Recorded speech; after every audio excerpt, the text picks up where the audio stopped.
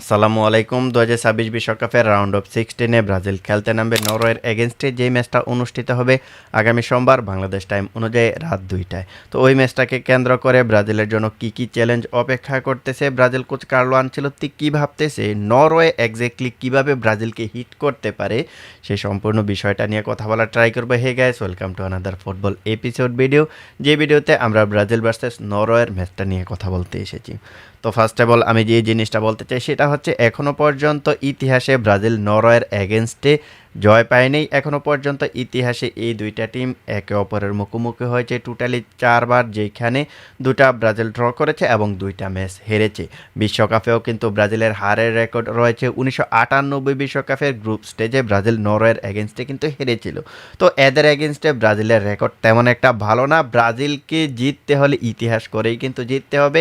এখনও পর্যন্ত ব্রাজিল যতগুলো টিমের এগেনস্টে খেলেছে, এর মাঝে নরওয়ে হচ্ছে একটা টিম যাদের এগেনস্টে এতগুলা ম্যাচ খেলার পরেও ব্রাজিল কোনো জয় পায়নি। সো ব্রাজিলকে রাউন্ড অফ 16-এ যেতে হলে অবশ্যই নরওয়েকে হারিয়ে দিয়ে তারপরেই কিন্তু যেতে হবে। তো এটা ব্রাজিলের জন্য কিন্তু একটা চ্যালেঞ্জ, যে ব্রাজিল এই ইতিহাসে প্রথমবারের মতো হয়তোবা তাদেরকে হারানোর প্রস্তুতি নিয়ে মাঠে নামতে চলেছে। এটা তাদের জন্য একটা চ্যালেঞ্জ।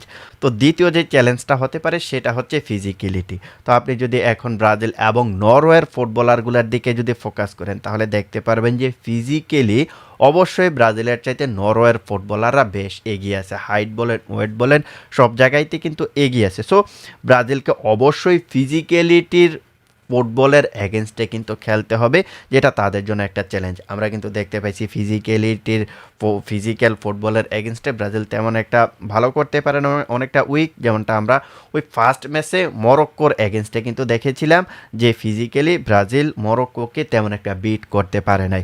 আফ্রিকান ওই মহাদেশটার এগেনস্টে অনেকটাই কিন্তু ভুগেছিল। সো এটাও ব্রাজিলের জন্য একটা চ্যালেঞ্জ, যে ফিজিক্যালি যেই টিমটা খেলে থাকে এদের এগেনস্টে ব্রাজিল অনেকটা স্ট্রাগল করে। এই পেয়ে গেলাম আমরা দুইটা চ্যালেঞ্জ, যে এই দুইটা চ্যালেঞ্জের এগেনস্টে ব্রাজিলকে খেলতে হবে। এবার আমরা আসি তৃতীয় চ্যালেঞ্জের দিকে। দেখুন, ব্রাজিলকে তৃতীয় যে চ্যালেঞ্জটা নিতে হবে সেটা হচ্ছে এরিয়ালি অপোনেন্টকে বিট করা। এই চ্যালেঞ্জটা অবশ্যই ব্রাজিলকে নিতে হবে। এখন আপনারা বলতে পারেন যে এরিয়ালি কীভাবে বিট করতে পারে, এই চ্যালেঞ্জটা কীভাবে নিতে পারে ব্রাজিল।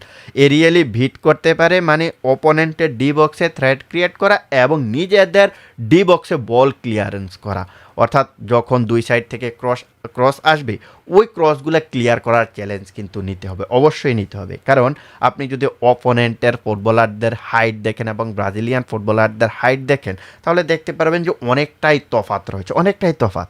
আপনি হাল্যান্ডের কথা বলতে পারেন, সরলতের কথা বলতে পারেন, মিডফিল্ডে ওডিগার্ডের কথা বলতে পারেন। ওদের সব মিডফিল্ডার, তারপর হচ্ছে ডিফেন্স লাইন, প্রায় সবাই কিন্তু হাইটে অনেক লম্বা।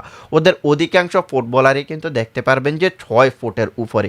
কিছু কিছু ফুটবলার তো আছে প্রায় 6 ফুট 5 ইঞ্চি, 6 ফুট 4 ইঞ্চি, এমন ফুটবলারও আছে। সো আপনি যদি এভারেজে ব্রাজিলের সঙ্গে হিসাব করেন, তাহলে দেখতে পারবেন যে এভারেজে ব্রাজিলিয়ান ফুটবলারদের চাইতে অপোনেন্টের ফুটবলারগুলো হাইটে অনেকটা বেশি, যেই কারণে ওরা কিন্তু ক্রসিং ফুটবলে বেশ সুবিধা পাবে। সেটা নিজেদের ডি বক্সে হোক কিংবা ব্রাজিলের ডি বক্সে হোক, দুই জায়গায় কিন্তু অনেকটা সুবিধা পাবে। সো যখন নিজেদের ব্রাজিলের ডি বক্সে যখন তারা এরিয়ালি থ্রেট ক্রিয়েট করবে, ওই জায়গাটা থেকে বল ক্লিয়ার করার জন্য অবশ্যই ব্রাজিলকে প্রস্তুত থাকতে হবে। এই চ্যালেঞ্জটা ব্রাজিলকে নিতে হবে যে না, আমাদের বলগুলা ক্লিয়ার করতেই হবে। সো এমন ধরনের চ্যালেঞ্জ কিন্তু নিতে হবে। তো এবার আমরা আরেকটু বিস্তারিত বলার ট্রাই করি যে এরিয়ালি আসলে ব্রাজিল ওদেরকে বিট করতে পারবে কিনা। দেখুন, এই মুহূর্তে আমি যদি নিজেদের ডি বক্সের কথা বলি ব্রাজিলের, তাহলে এই মুহূর্তে ব্রাজিল ডি বক্সে ক্রসিং ফুটবলে বলগুলা ক্লিয়ার করতে কিন্তু অনেকটা হিমশিম খাবে। কেন হিমশিম খাবে জানেন? আপনি যদি অপোনেন্টের ফরওয়ার্ড এবং ব্রাজিলের সেন্টার ব্যাকগুলোর কথা হিসাব করেন, তাহলে এই জায়গায় কিন্তু অপোনেন্টের ফরওয়ার্ড বেশ এগিয়ে আছে।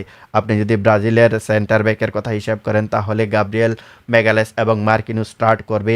আপনি যদি গাব্রিয়েল ম্যাগালেস এবং মার্কিনুসের হাইটটা হিসাব করেন, তাহলে দেখতে পারবেন যে মার্কিনুস হচ্ছে 6 ফিট, গাব্রিয়েল ম্যাগালেস 6 ফিট 3 ইঞ্চি। আবার অপর দিকে যারা আপনার নরওয়ের স্ট্রাইকার হবে, ডি বক্সে থ্রেট ক্রিয়েট করবে। এর মাঝে অন্যতম হচ্ছে আর্লিং হাল্যান্ড এবং সরলোথ, এই দুইটা ফুটবলার, একজন সেন্টার ফরওয়ার্ড এবং একজন ফলস নাইনের ফুটবলার হিসেবে খেলবে।